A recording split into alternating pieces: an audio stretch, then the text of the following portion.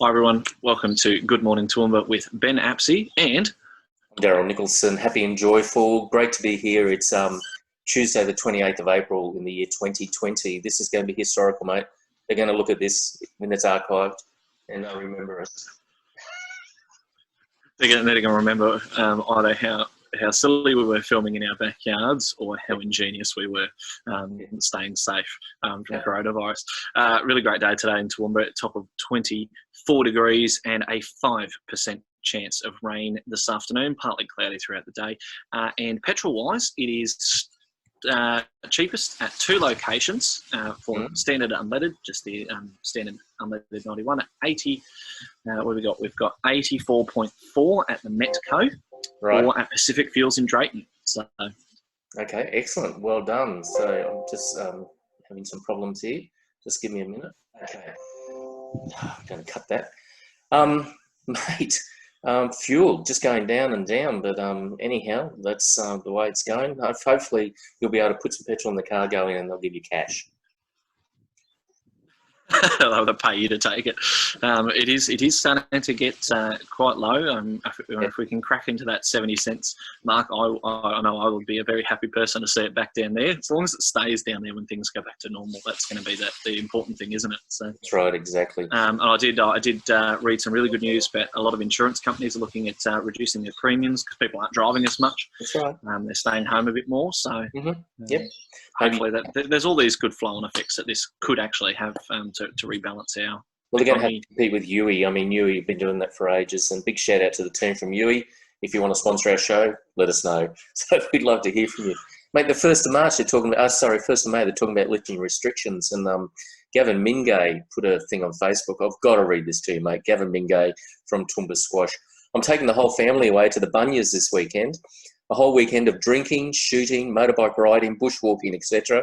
will be a cultural experience.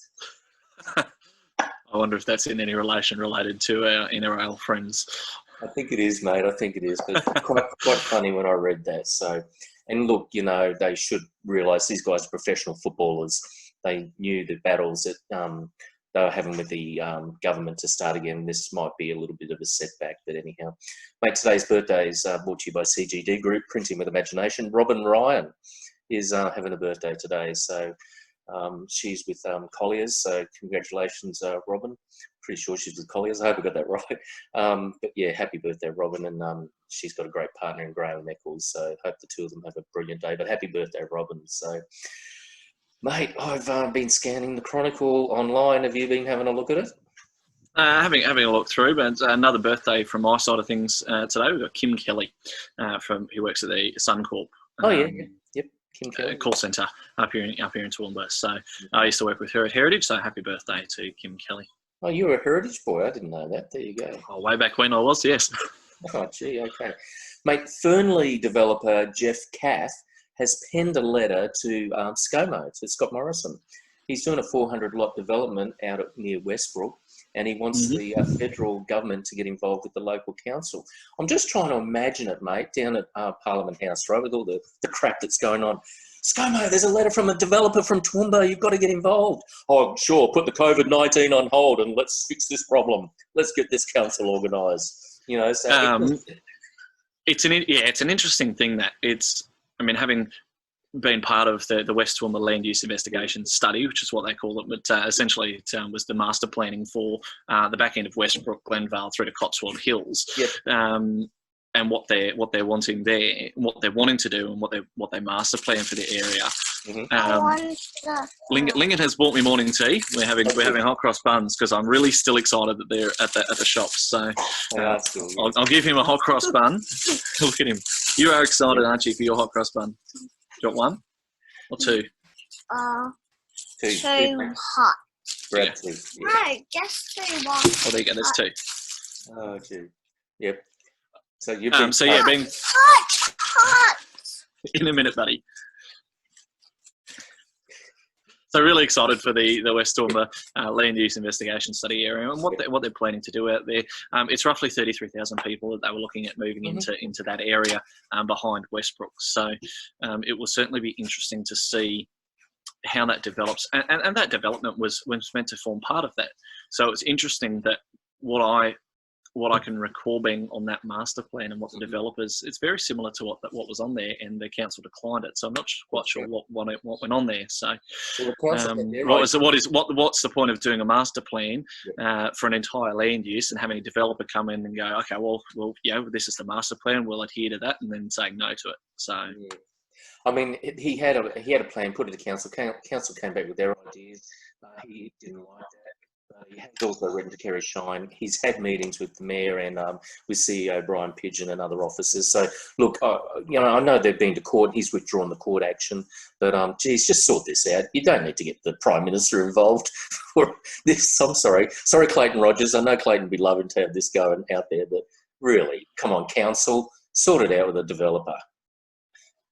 Yeah, and it's sort of in that time where the developments need to happen for jobs, but they need to be done still with what's going to happen in the future in mind. So I know that was one thing that I pushed for quite a lot during that consultation process, was this whole master plan area. It needs to not just be designed for 30 years' time, it needs to be designed for 100 years' time. It needs to be designed so that we can meet our needs now with our growth, but so that the needs of future generations aren't compromised as well. So taking into account stuff like, well, yeah, okay, it's all done on a council level, and council doesn't look at, sort of do much with public transport side of things, but Brisbane City Council does. They have a lot of involvement with public transport, and it's working together. And that's probably one thing that needs to be looked at a bit more in the future in our region, especially, is what kind of role does mass transit and public transport play in movement of people around our city? Because there's a railway line that goes straight through the middle of it. We may as well use it down the track now that the bypass is built and out of the way. We've got all those trucks, all of that traffic off James Street, which the railway line crosses. There is provision then, once the inland rail has started to use that railway line and move passengers. Mate, you're really passionate about this. I can see it, so I love it. Mate, more good news. We know Gayhold opened Jazzy Lane yesterday. Donna Mills of Florence and Maribel opened up in Grand Central yesterday as well. So seeing some fashion. Excellent news. Opening.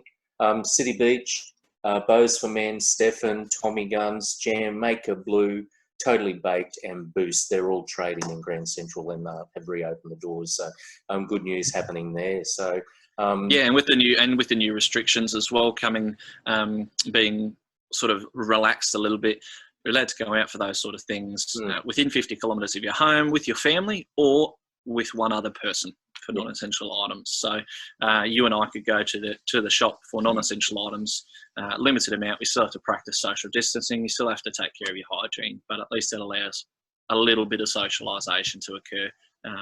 Exactly. So that's good, mate. Talking about investments again, we were talking about that yesterday. The DeLacy's building has got a tenant because the Anderson family own that. The boys from John Anderson's boys own that. DeLacy's have leased that. There's been some work going on, I've noticed, when I've been driving past. But the Ellison family have come up with a concept called the Paddock. And the Paddock is going to be a one-stop sort of store. You can get organically, like organic food and fresh produce. They're going to have beef, pork, lamb, chicken, fruit and veggies, eggs, milk, cheese, and much, much more. So I'm really excited to see how a pub is going to be turned into a brand new venue. And I can see it actually as a shop, plenty of parking. You can go in and just grab everything there, similar to Grand Central's Central Market. So it's exciting for the Ellison. And it's great to see a new use for something that's been empty for so long. And that's probably something that we can focus on in the CBD. With all that's happened with coronavirus, a lot of people have worked out, well, we can work from home. It is doable. It is possible to not have massive offices. So looking at different ways of re-engaging with our CBD in Toowoomba. Are you there?